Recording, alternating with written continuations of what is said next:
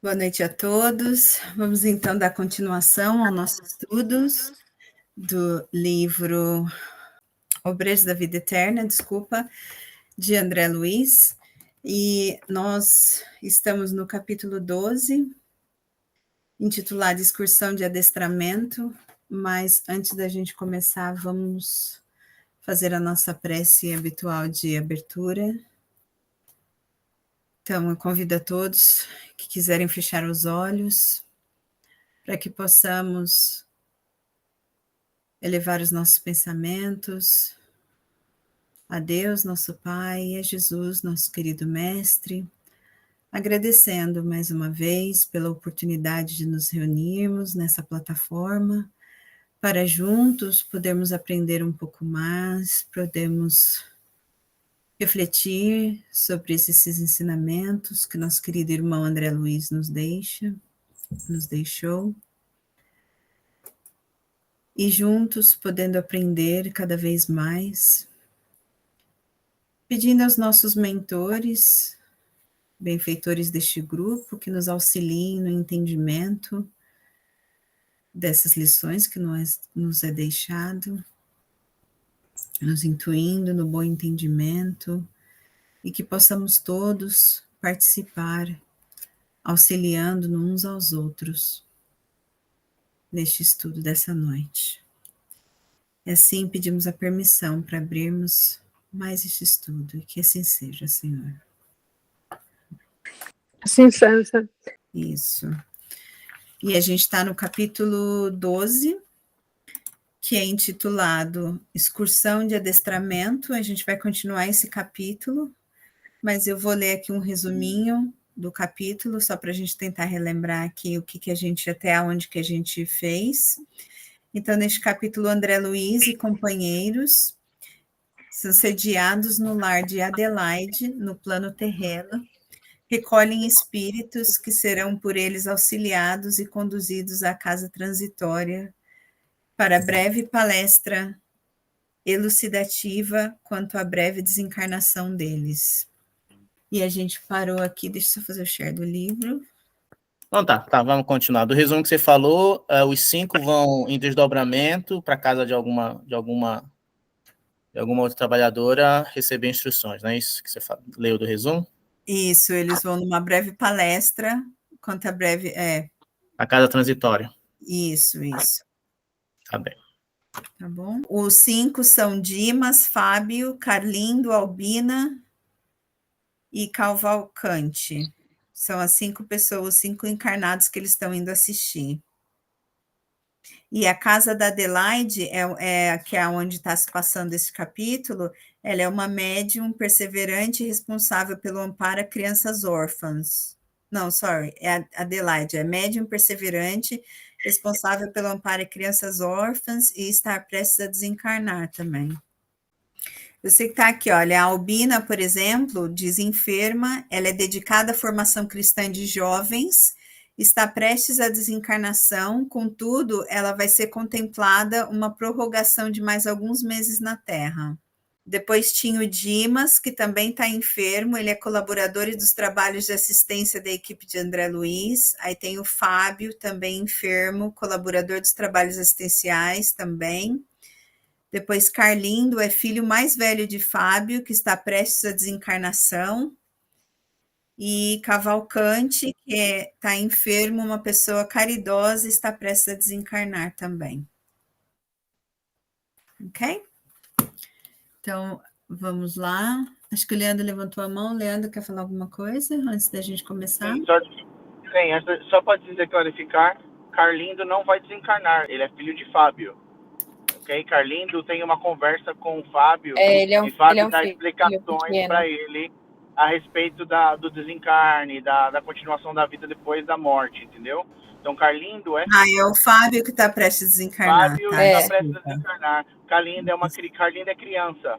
É uma criança, é isso mesmo, é uma criança. Então, só para clarificar filho mais velho de Fábio, ok. Então, se a gente puder continuar aqui, ó, o Padre Hipólito aprovou. Alguém... José, quer ler para a gente?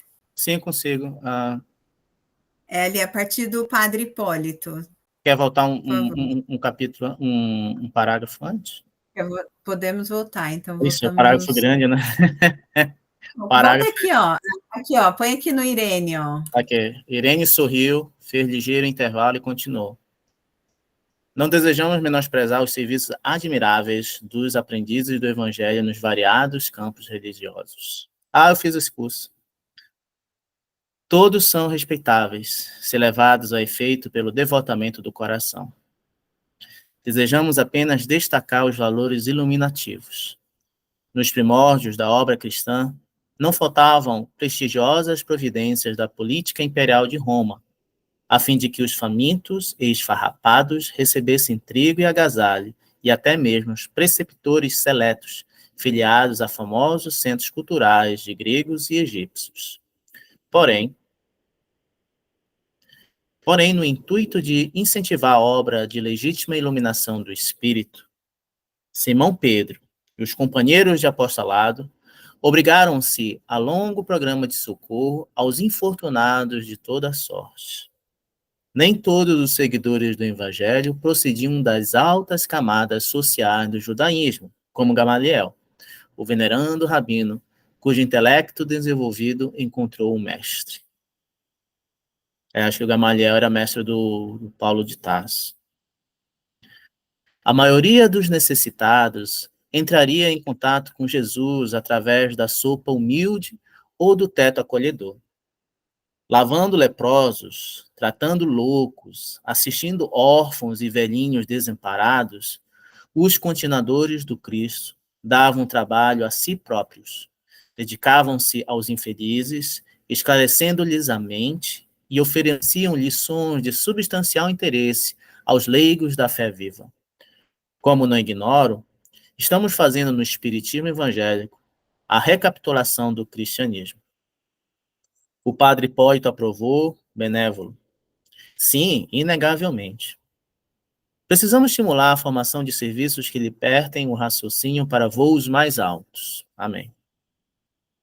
Dentro de nosso esforço, prosseguiu Irene com lhaneza, o imperativo primordial consiste na iluminação do espírito humano com vistas à eternidade. Urge, no entanto, compreender que, para a obtenção do desiderato, é imprescindível fazer alguma coisa. Onde todos analisam, admiram ou discutem, não se levantam obras úteis para atestar a superioridade das ideias. Por isso, nossos mentores da vida divina apreciam o servo pela dedicação que manifeste a responsabilidade. O necessitado, o beneficiário, o crente e o investigador virão sempre aos nossos centros de organização da doutrina. E toda vez que exercitem um serviço cristão pela mediunidade ativa, pela assistência fraterna, pelos trabalhos de solidariedade comum, quaisquer que sejam, apresentam caracteres mais positivos de renovação, porque a responsabilidade na realização do bem, voluntariamente aceita, transforma-os em traços animados entre dois mundos, que dá e o que recebe. É interessante essa parte, né, José? Porque aqui está nos lembrando aqui a necessidade da ação, né?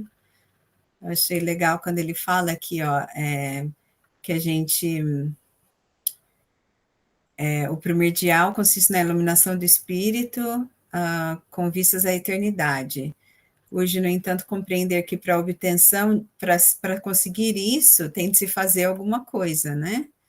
E apenas analisar, admirar ou discutir não leva a nada. O importante é as obras, é a ação, né? Então, achei essa parte aqui... E essa ação, quando é aceita com amor, porque ele coloca aqui voluntariamente aceita. Isso aqui é aceita com amor, não feita na obrigação, né? E o benefício que nos traz, né? O que dá é o que recebe.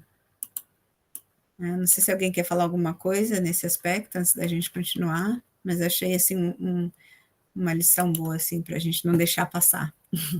Quer continuar, Zé, por favor? Como vem, A luz divina prevalece sobre a benemerência humana, porque esta, sem aquela, pode muitas vezes degenerar em personalismo devastador, compreendendo-se, todavia, em qualquer tempo, que a fé sem obras é irmã das obras sem fé. Boa. Fé sem obras é irmã das obras sem fé. Continuou Irene em sua brilhante argumentação, ensinando-nos vivais a ciência da fraternidade e do entendimento construtivo. Ouvindo-a, percebi, acima de toda a preocupação individualista, que a difusão da luz espiritual na crosta terrestre não é ação milagrosa, mas edificação paciente e progressiva.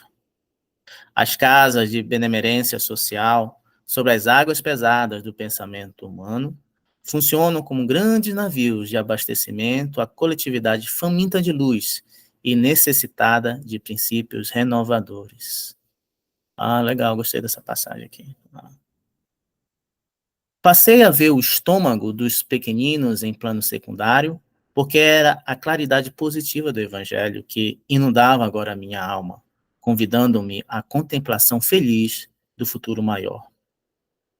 Caíra a noite e continuávamos em companhia da estimada irmã que nos apresentava a instituição, comentando-lhe, com oportunidade e sabedoria, o salutar programa. Ué, mas eles não estão na casa transitória? Eles estão no lar da Adelaide, que diz aqui, excursão de adestramento, né? Eles estão no lar de Adelaide, que é no plano terreno, onde eles vão recolher os espíritos que serão por eles auxiliados e conduzidos à casa transitória. Ah, então eles vão primeiro para... eles estão primeiro nesse lar, onde eles vão conduzir esses espíritos para a casa transitória para assistir aquela palestra. Ah, entendi. Tem um pit stop aí na casa da Adelaide. Beleza. Observamos os serviços espirituais que se preparavam ante a noite próxima. Aqui eram cuidadosas preceptoras desencarnadas que reuniriam as crianças no momento de sono físico em ensinos benéficos. Acolá eram benfeitores diversos a buscar irmãos para experiências e dádivas preciosas nos círculos de nossa movimentação. Nossa, tudo isso na casa da Adelaide? Está parecendo mais um centro espírita. Eu acho que ela era trabalhadora, né? Ela é colaboradora do lar de Adelaide. Ela pode falar. Esse lar de Adelaide é uma casa de crianças órfãs. De crianças órfãs. Que ela trabalha, que ela recolhe as crianças, recebe essas crianças, e ela também é médium, trabalhadora da mediunidade. Então, eu acredito que é tipo uma escola, uma escolinha, e acredito que deve ser uma escola espírita, porque ela é médium, né? Então, eu acho que ela faz os trabalhos lá também. Porque aí ele conta dessa parte que as criancinhas foram cantar, né? E ele estava escutando as criancinhas cantar. Agora faz sentido, né? Porque tá muito movimentado aí essa noite na casa da Adelaide, né? Casa de Adelaide, eu acho que é o nome da instituição. Da instituição, tá. Agora faz sentido. Obrigado aí pela explicação. Posso seguir? Seguindo. Refundi minha apreciação inicial, enxergando mais uma vez naquele instituto, verdade, abençoada escola de espiritualidade superior, pelo ensejo de semeadura divina que proporcionava aos missionários da luz. Decorridos longo tempo, já noite fechada, o assistente Jerônimo convocou-nos ao serviço. Irene acompanhou-nos à Câmara de Adelaide, onde o nosso dirigente se encontrava em conversação com outros amigos. Foi breve nas determinações. Após ouvir a nova amiguinha, que se colocava à nossa disposição para qualquer concurso fraterno, recomendou a Luciana e a Irene trouxessem a irmã Albina, ao passo que o padre Hipólito e eu deveríamos conduzir Dimas, Fábio e Cavalcante aquele compartimento, de onde seguiríamos para a casa transitória de Fabiano, em excursão de aprendizado e adestramento. Aí só tem 4, né? Aí Albina, Dimas, Fábio e Cavalcante, né? São 5. Sim. Albina é aquela que vai ter o tempo prorrogado, vai ficar mais alguns meses, né? Cavalcante é um deles. Esqueceram aí um... Dimas. É Adelaide. A Adelaide vai morrer também? Vai. Vai desencarnar. Oh, não! Agora entendi, obrigado. Ambos os grupos partimos em direção diversa. Utilizando a volitação com maestria, Hipólito interrogou-me, bem-humorado. Já participaram você de serviço igual ao de hoje? Confessei que não, rogando-lhe esclarecimento. É fácil. Os que se aproximam da desencarnação, nas moléstias prolongadas, comumente se ausentam do corpo em ação quase mecânica. Os familiares terrestres, por sua vez, cansados de vigílias, tudo fazem por rodear os enfermos de silêncio e cuidado. Desse modo, não é difícil afastá-los para a tarefa de preparação. Geralmente, estão hesitantes, enfraquecidos, semi-inconscientes, mas nosso auxílio magnético resolverá o problema. Conservar-nos-emos nas extremidades, segurando-lhes as mãos e, impulsionados por nossa energia, volitarão conosco, sem maiores impedimentos. Recebi a explicação com interesse e, em breve, penetrávamos a modesta residência de Dimas, aliviado por injeção repousante. Não encontramos dificuldade para subtraí-lo à atenção dos parentes. Notando-nos a presença, saudou-nos a disposição fraterna e perguntou: "Ó, meu amigo, será hoje o fim? Como tenho suspirado pela libertação." Uau! Não, meu caro, acentuou Hipólito sorrindo. É preciso tolerar mais um pouquinho. O descanso, porém, não tardará muito. Venha conosco, não temos tempo a perder. O ex-sacerdote recomendou-me tomar a dianteira e, de mãos dadas os 3, rumamos para o rio, em busca de moradia de Fábio. Não se registraram obstáculos e, em reduzidos instantes, tomamo-lo à nossa conta. O companheiro ligou-se prazeroso à pequenina caravana. Ia tomar o caminho do hospital, de modo a procurar o terceiro, quando Hipólito ponderou: não convém conduzir todos de uma vez. Cavalcante permanece em grave desequilíbrio, exigindo cooperação mais substancial. Em vista disso, buscá-lo-emos na segunda viagem. Lembrando-lhe o desvarios, não tive recurso senão concordar. De regresso à câmara de Adelaide, encontramos os demais à nossa espera. Irene e Luciana haviam trazido Albina para os trabalhos preparatórios. Sem perda de tempo, demandamos a grande casa de saúde em busca de Cavalcante. O Cavalcante deve estar no hospital, né? Hipólito adivinhara. O doente mostrava-se muito aflito. Bonifácio, ao lado dele, cooperava devotamente conosco para desprendê-lo temporariamente do corpo oprimido. O enfermo, no entanto, se deixara tomar por horríveis impressões de medo, dificultando os nossos melhores esforços. Após trabalho ingente de magnetização do vago e, em seguida, a ministração de certos agentes anestesiantes, destinados a proporcionar-lhe brando sono, retiramo-lo do corpo, que permaneceu sob os cuidados de Bonifácio. Em minutos rápidos, punhamos de regresso. Com a aquiescência de Jerônimo, alguns amigos dos enfermos acompanhando-nos-iam à casa transitória. Que legal! Dos 5 doentes, Adelaide e Fábio eram os únicos que revelavam consciência mais nítida da situação. Os demais titubeavam, enfraquecidos, baldos de noção clara do que ocorria. Então Adelaide... Então tá todo mundo doente aí, né? Adelaide e Fábio também estão doentes. O assistente organizou a corrente magnética, tomando posição guiadora. Cada irmão encarnado localizava-se entre 2 de nós outros, almas libertas do plano físico, mas experimentadas no campo espiritual. De mãos entrelaçadas, para permutar energias em assistência mútua, utilizamos intensivamente a volitação, ganhando alturas. Adelaide e Fábio, algo habituados ao desdobramento, assumiram discreta atitude de observação e silêncio. Os outros, porém, comentavam o acontecimento em altos brados. Oh, grande Deus! Exclamava Albina, rememorando passagens bíblicas. Estaremos nós no glorioso carro de Elias? O Elias ele foi arrebatado, segundo a Bíblia. Né? Dá-me forças, ó Pai de misericórdia, expressava-se Cavalcante de alma opressa. Falta-me a confissão geral. Ainda não recebi o viático. Oh, não me deixes enfrentar os vossos juízos com a consciência mergulhada no mal.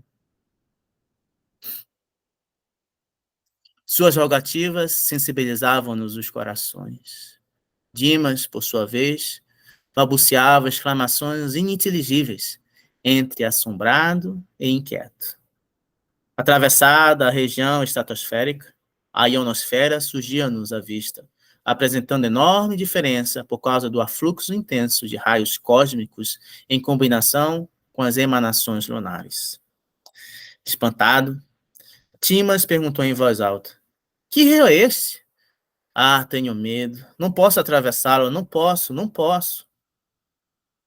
O impulso magnético inicial fornecido por Jerônimo era, no entanto, excessivamente forte para sofrer solução de continuidade ante tão débil resistência. E o grupo avançou. Avançou sem recuos, até que, muito além, alcançamos o asilo de Fabiano, onde a irmã Zenóbia nos acolheu de braços carinhosos. Congregávamos, todos nós, os componentes da missão socorrista, os enfermos e mais 6 amigos desses últimos, detentores de elevados conhecimentos. Ah, então mais 6 amigos estavam aí nessa carona, né? Que interessante, então, né? Tinha 11 desencarnados, 5 doentes e mais 6 amigos. 11 em desdobramento. Encarnados. Né? 11 em desdobramentos. 11 em desdobramentos. Leandro?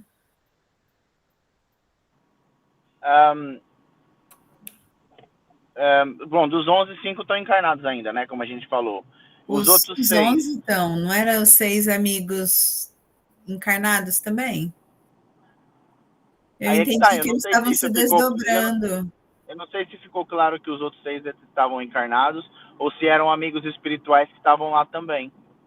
É isso que eu queria dizer. Eu não sei se ficou claro isso. Okay. Talvez um ponto para a gente revisar depois. Boa. Eu acho que num dos parágrafos que eu li, eu tive a impressão que eram encarnados, mas bom ponto, Leandro. Tem que voltar uns 2 parágrafos ali na hora que ele comenta sobre os amigos.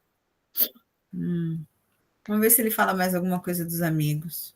Para mim, são todos encarnados, esses, mas que estão a desencarnar no processo.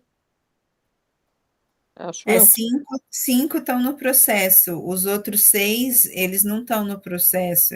Por isso que a gente está na dúvida se eles já desencarnaram ou se são amigos que estavam lá com os enfermos desdobrados e foram assistir a palestra, mas estão encarnados, né? Eu acho que a gente pode voltar nessa questão talvez mais tarde ou no próximo estudo. Mas o que eu queria dizer, por exemplo, dos 5, 3, né, já estão desencarnados, que é André Luiz, Hipólito e o outro trabalhador, né? Então daí já são... O Jerônimo. Né? Jerônimo, E depois o quê? De 8 para 11 mais 3, né? Então, os outros 3, eu posso estar enganado, mas pelo que me parece que os outros 3 são também amigos espirituais que já estão desencarnados, que estão lá apenas para dar suporte, porque eles, não vou dizer que são mentores, né? Mas são amigos que têm afeição a alguns deles que estão para se desencarnar. Eu penso que pode ser que seja essa a questão, mas a gente pode voltar mais tarde nessa questão e clarificar no próximo estudo, se você não achar aí, Thaís. Não, eu estou agora tentando achar onde a gente estava, que eu me perdi. Peraí. Pelo que eu entendi, eles não estavam, esse número não estava contando os trabalhadores, estava contando só apenas pessoas que estavam indo levadas para assistir a palestra, que eram os 5 enfermos mais 6 amigos. Mas a gente, como você disse, volta depois.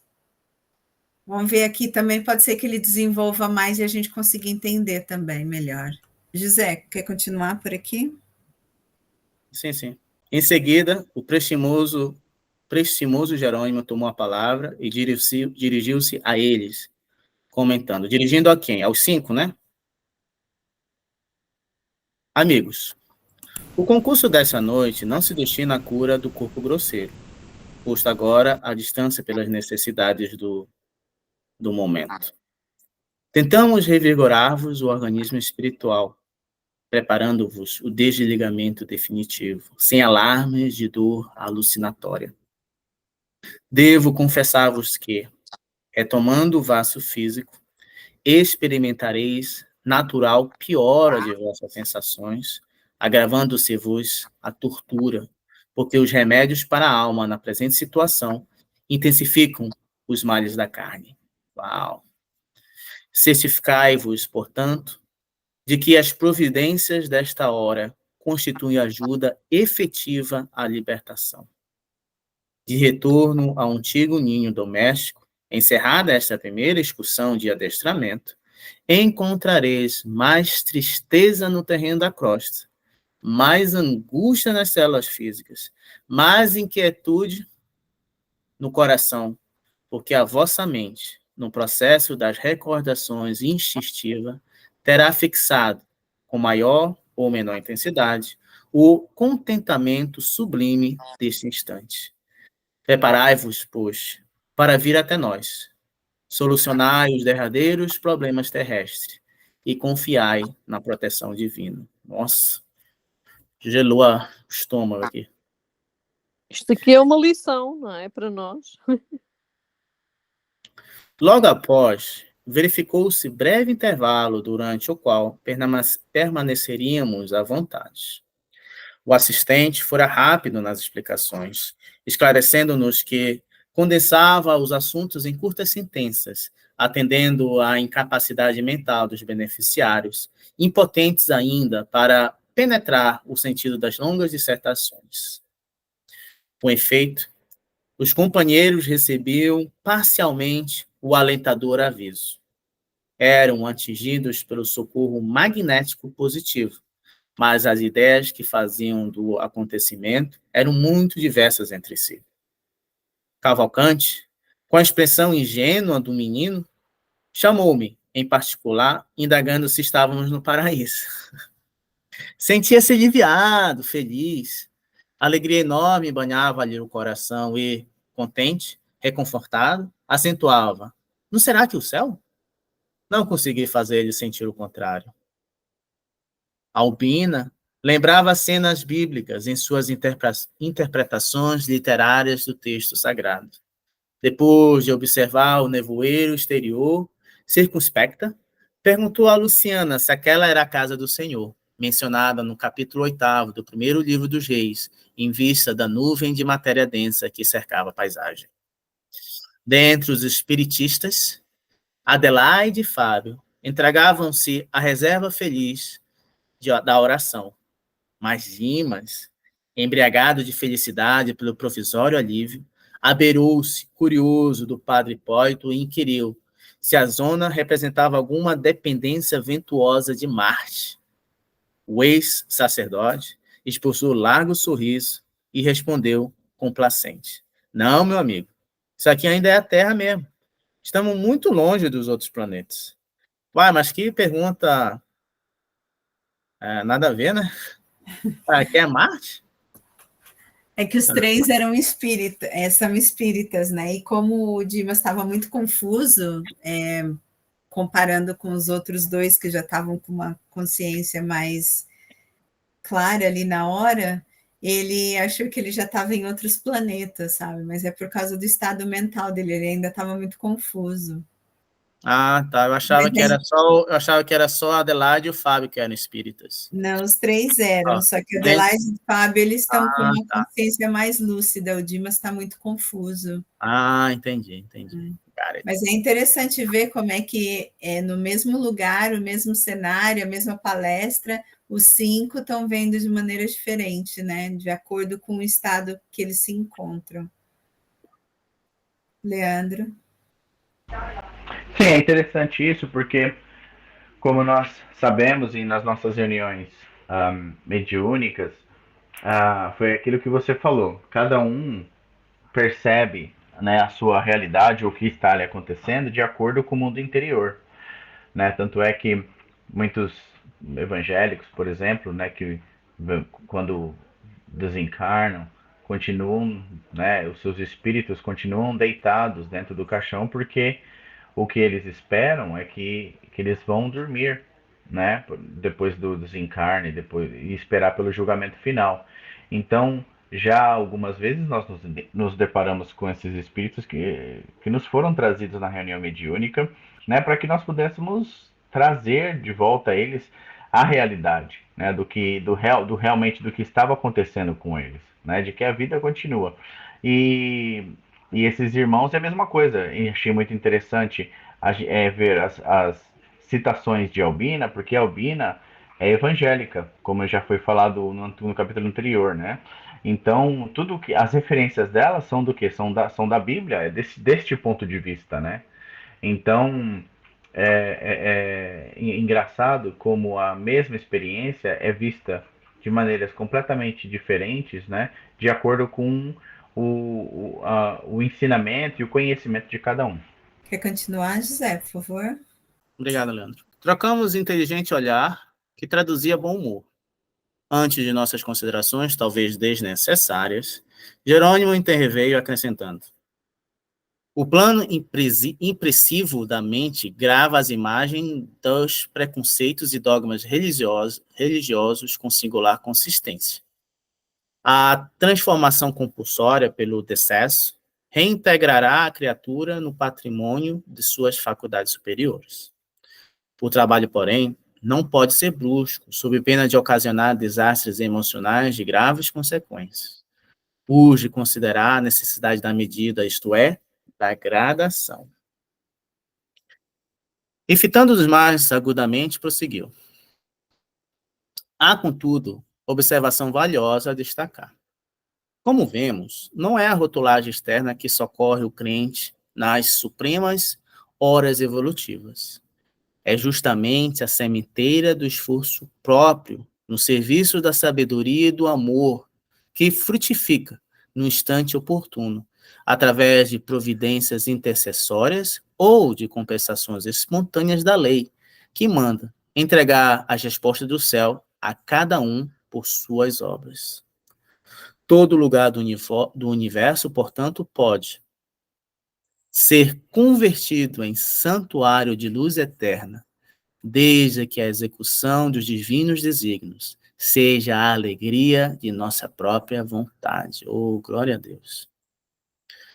Finda a colheita de preciosos ensinamentos, começamos a regressar, terminando assim a nossa feliz excursão. Devolvendo os enfermos aos leitos de origem, verificamos as impressões diferentes de cada um. Fábio demonstrava infinito conforto no campo íntimo. Cavalcante acordou no organismo de carne, pensando em recorrer à Eucaristia pela manhã. E Dimas, ao despertar junto de nós, chamou a esposa e afirmou em voz fraca: oh, como foi maravilhoso o meu sonho de agora! Vi-me à beira de rio caudaloso e brilhante, que atravessei com auxílio de benfeitores invisíveis, chegando em seguida à grande casa, cheia de luz.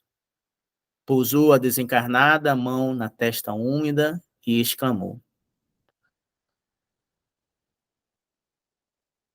Pousou a desencarnada mão na testa úmida e exclamou. Descarnada, não é desencarnada. Ah, desencarnada. Agora estava fazendo sentido. Obrigado. Obrigado, Hélia. Pousou a descarnada mão na testa úmida e exclamou. Ah, como desejaria lembrar-me de tudo. Tenho a impressão de que visitei um mundo feliz, recebendo ensinamentos de grande significação, mas a cabeça falha. A companheira tranquilizou-o, exortando-o a dormir. Realizara-se a primeira excursão de adestramento com os amigos que, dentro de breve, viriam ter conosco. Congregados de novo na abençoada instituição de Adelaide, deliberou Jerônimo nosso retorno à casa transitória de Fabiano, para descansar e servir em outros setores, toda vez que a oportunidade de trabalho útil nos bafejassem com sua bênção. Ah, legal, gente. Vamos comentar, então, esse capítulo, em vez de começar um outro? Eu achei muito bom essa parte aqui. Todo lugar do universo, portanto, pode ser convertido em santuário de luz eterna, desde que a execução dos divinos desígnios seja uma alegria de nossa própria vontade. Isso aqui me fez pensar no fato do céu e inferno, né? Quando a gente, às vezes, coloca o céu num lugar, tem um lugar que existe um lugar que é o céu e que a gente vai para lá, né? Ou que existe um lugar que é o inferno, um físico, um lugar certo e que a gente vai para lá. Mas aqui ele fala, né? Todo o lugar do universo pode ser convertido em santuário de luz. Então, o céu, na verdade, não é no lugar, mas sim é o espírito que está ali, né? Eu penso que é um estado evolutivo e mental, não é? Sim, sim, um estado mental da pessoa ali, né? Até mesmo a gente viu ali esse exemplo onde 5 pessoas estavam vendo o mesmo cenário de maneiras diferentes, de acordo com o estado mental, ou com o estado moral deles, o estado que eles se encontravam ali, né? Yeah. Deles, né? Então, bastante interessante refletir sobre isso. Mais alguém quer comentar alguma coisa sobre esse capítulo?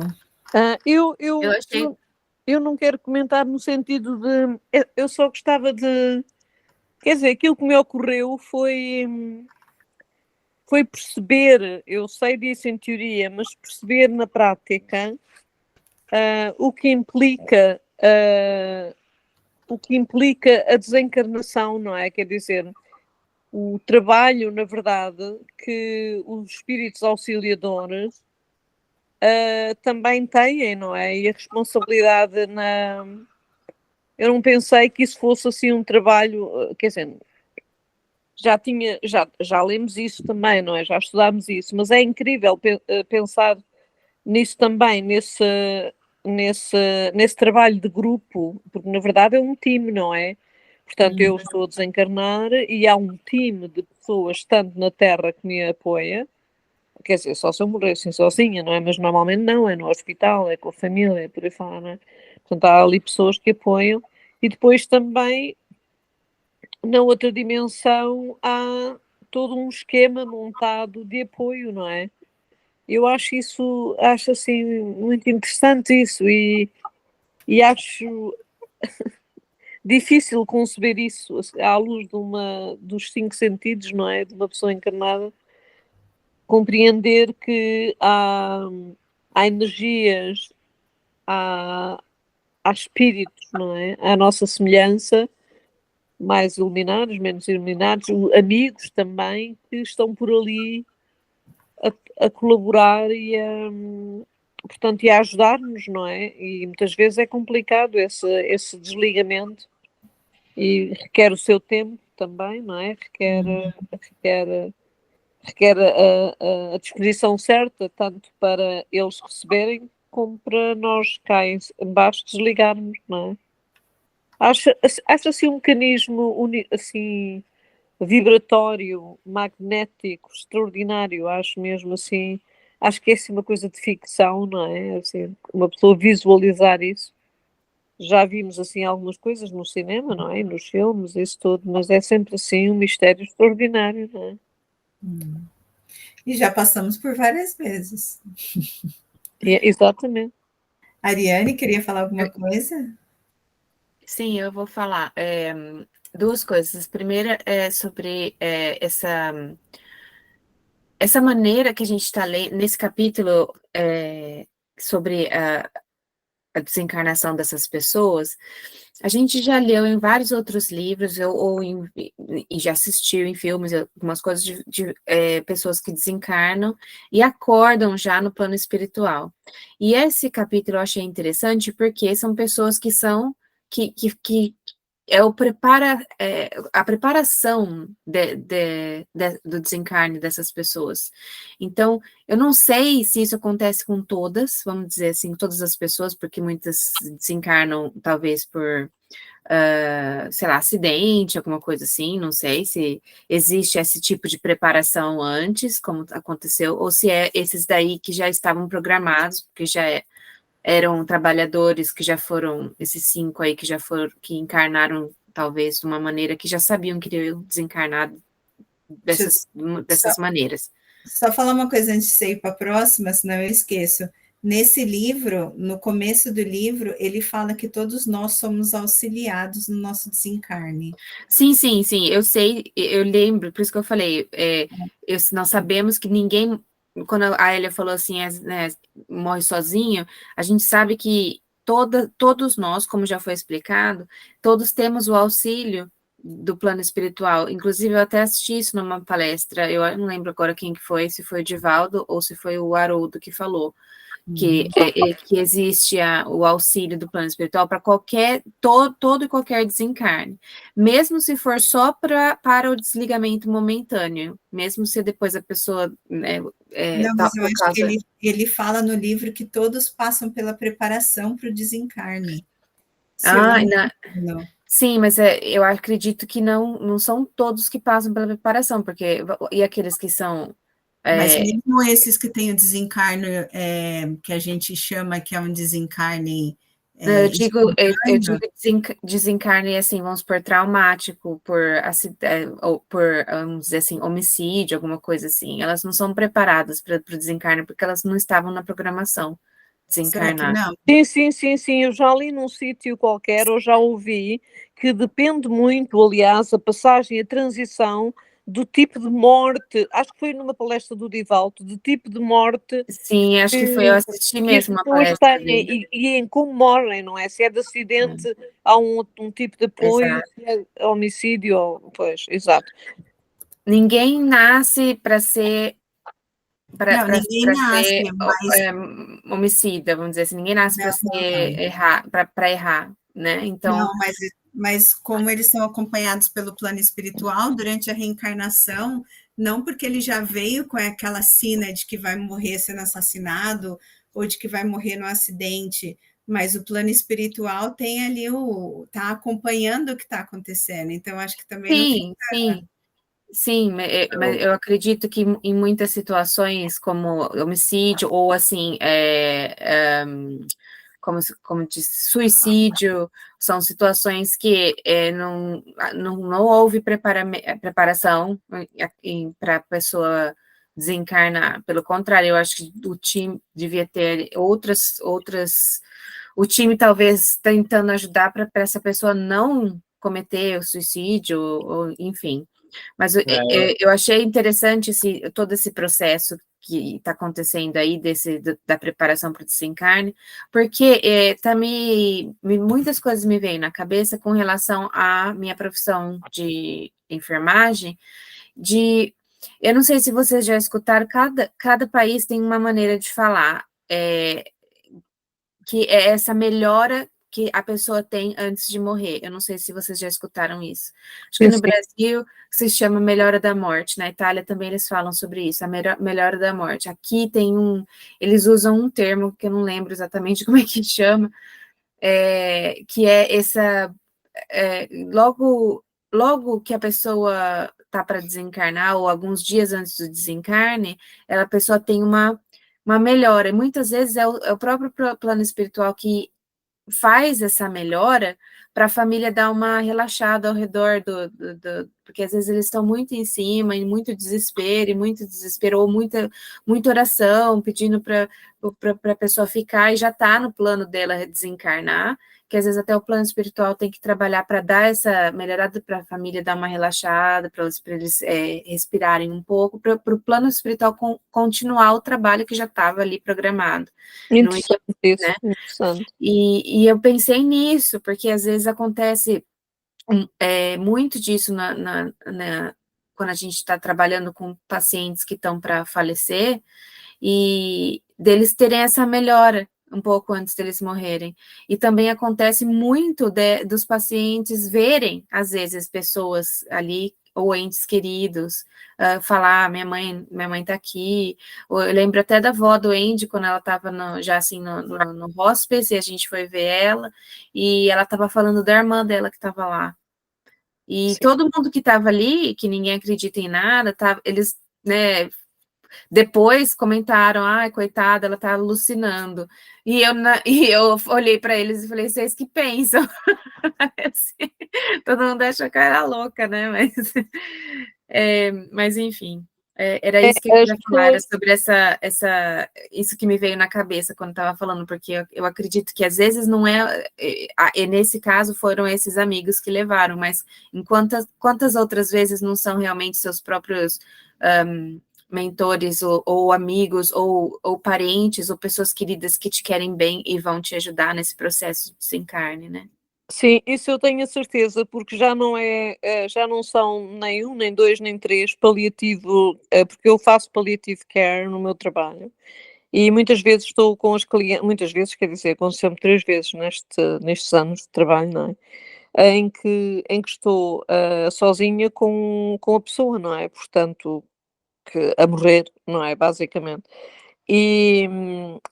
Ou então em situações muito, muito débeis, entre a vida e a morte, não é? E há sempre aquela ideia de que a pessoa, quando está a fixar qualquer coisa e muito atenta a qualquer coisa, normalmente é em cima, no ar, não é? Não é no chão, não estão a olhar para o chão, é em cima, e tentam tocar com as mãos e por aí fora. A ideia que nos passam, não é? A medicina em geral é que as pessoas estão a ter alucinações, não é? Mas por outro lado, eu tenho sabido de pessoas que já tiveram entre a vida e a morte ao longo da minha vida, falamos, e não é a primeira vez que essas pessoas me dizem que quando nós estamos em transições muito frágeis entre a vida e a morte, que nós realmente vemos as pessoas queridas, ou são espíritos amigos, ou pode ser família, ou pode ser, não sei, mas eu, por exemplo, uma colega que teve muito, muito, muito mal entre a vida e a morte, disse que quando estava a pensar que ia estar, aliás, ela já estava a pensar que estava morta, não é? Era a mãe e o pai que estavam a olhar para ela e a sorri-la e a apoiá-la. E eu acredito profundamente nisto dentro das minhas experiências, porque não é a primeira vez que encontro os meus doentes, as pessoas com quem eu tenho tratado, em situações em que é muito claro que a Susan, quando está entre a vida e a morte, ela é muito claro que ela está muitas vezes a contactar, a expressar com o corpo qualquer coisa que eu não percebo. Às vezes pergunto-lhe, mas ela diz: és muito curiosa. Não sejas curiosa. Ainda ontem perguntei: o que é que estás a falar com quem? Não sejas curiosa. Diz lá, não sejas curiosa. E ela não tem demência, ela tem uma disturbance de personalidade, mas não tem demência.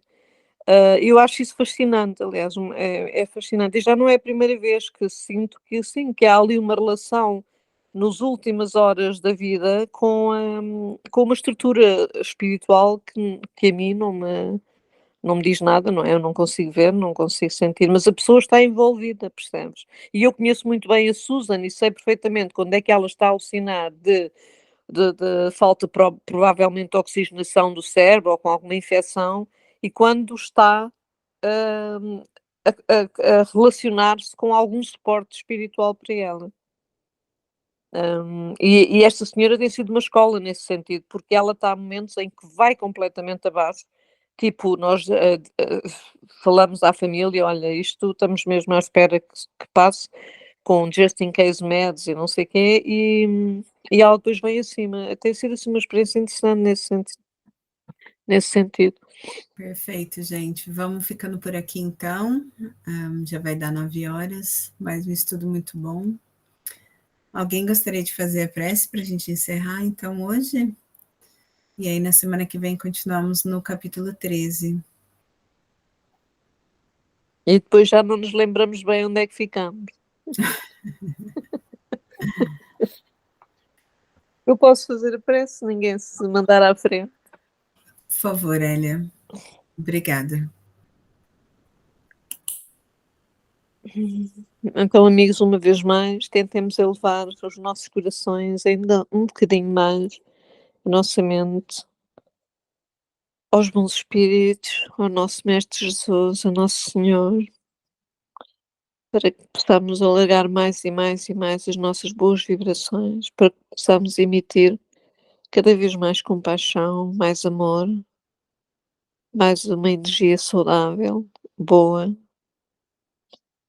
para dentro das nossas células, dos nossos corpos, dos nossos ambientes, das pessoas que nos rodeiam, das pessoas que não nos rodeiam, mas que estão presentes nas nossas mentes, nos amigos que não estiveram hoje, para que esses estudos amplifiquem mais e mais a nossa benevolência e compaixão e entendimento sobre o mundo, sobre aqueles que nos rodeiam, aqueles que tocamos e que não tocamos, que fazem parte das nossas famílias nesta vida, nesta encarnação,